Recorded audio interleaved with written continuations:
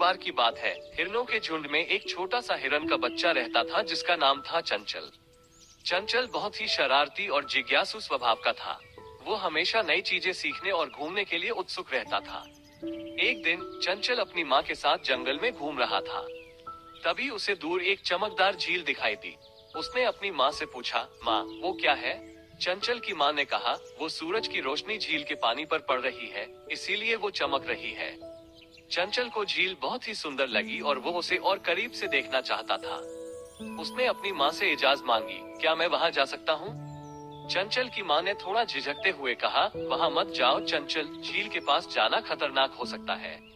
लेकिन चंचल अपनी माँ की बात नहीं माना और वो झील की तरफ भाग गया। उसकी माँ उसे रोकने के लिए दौड़ी, लेकिन चंचल पहले ही झील के किनारे पहुँच चुका था। चंचल झील के चमचमाते पानी को देखकर बहुत खुश हुआ। उसने अपना पैर पानी में डाला और ठंडक महसूस की। वो और अंदर जाना चाहता था, लेकिन तभी उसके पैर के नीचे से जमीन खिसक गई। चंचल पानी में गिर गया और वो तैर नहीं पा रहा था।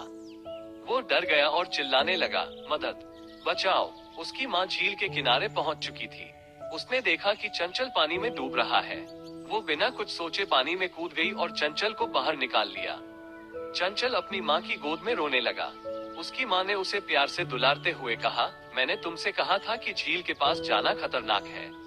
अब तुम ठीक हो? चंचल ने सिर हिलाया और कहा, माफ करो माँ, मैं अब आपकी बात मानूंगा। चंचल की माँ उसे वापस झुंड में ले गई। रास्ते में चंचल ने अपनी माँ से पूछा, माँ आप पानी में तैरना कैसे सीखी?